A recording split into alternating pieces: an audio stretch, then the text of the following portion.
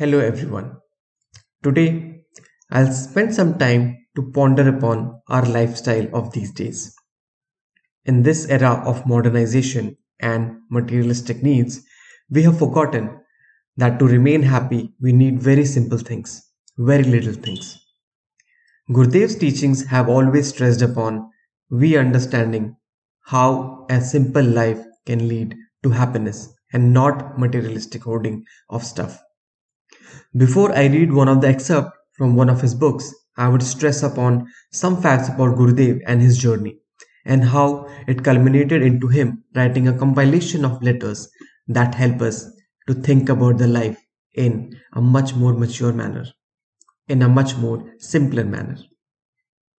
Gurudev's tapasya can be compared to that of Bhagirath. Bhagirath is known as the king who did thousands of years of penance and worship to bring Ganga down to earth for the greater good of the world. The same can be said for our Gurudev, Pandit Sri Sharma Acharya, who did an equivalent amount of penance and tapasya to make Gayatri Mantra accessible to all people, irrespective of race, caste, creed, and sex. During his lifetime, Gurudev spent a few years in the Himalayas to meditate and do tapasya in order to get sufficient strength to work tirelessly towards the social, spiritual, and moral upliftment of the world. During his multiple visits to Himalayas to spend months and years at stretch, he used to spend considerable amount of time either traveling with strangers or traveling alone or spending time alone in deep forest or in the caves in the Himalayas.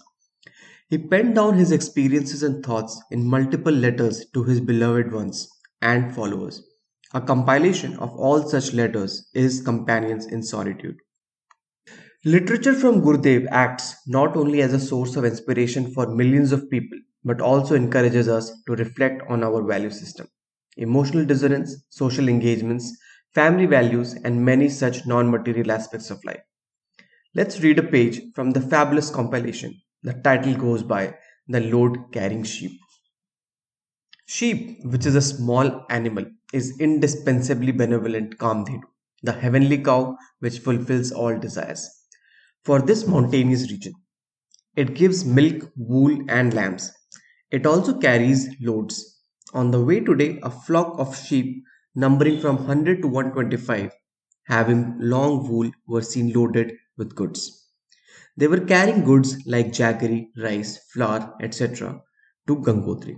Depending on its height and capacity, each sheep was carrying load weighing about 10 to 15 pounds. Apart from mules, sheep is the only means for transporting goods in this hilly region. Other animals or vehicles are of no use on these hilly paths. I began to think it is not necessary to stress on the availability of mega means to solve the basic problems of life. A man can live happily and peacefully with meager means. Limited industrialization is acceptable. But big industries would grab the livelihood of these sheep as well as the people who depend on them, and all the wealth would be concentrated in the hands of a few industrialists. The root cause of all the war clouds hovering over the world today is the insatiable greed for capturing and monopolizing the markets for industries. On seeing the line of sheep, I began to wonder why it is not possible to live peacefully by adopting simple lifestyle with limited means, like these simple innocent folks who tend the sheep and live on their limited earnings. In olden days, India followed the ideal of decentralization. Rishis and Munis lived in hermitages forming a unit.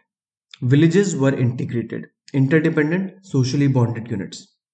They mostly fulfilled their requirements from within their own area, from their own society, and lived happily in cooperation.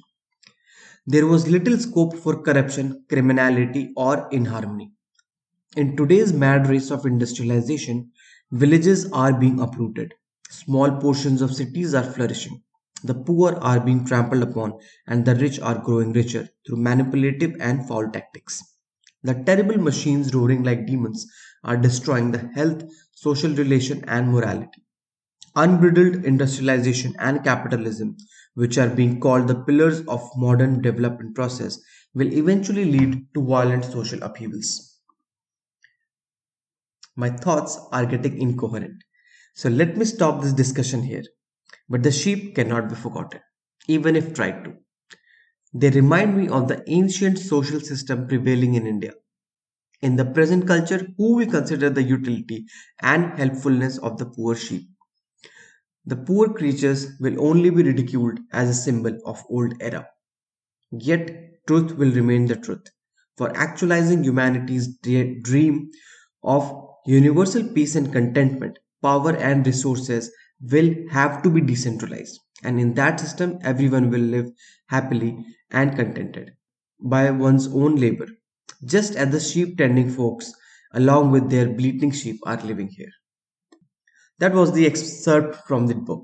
I would urge everyone watching this video to go ahead and grab any book of Pandit Sri Sharma Acharya and read it. It will give you immense tranquility. I am sharing the link where you can read most of them at free of cost online. Thank you.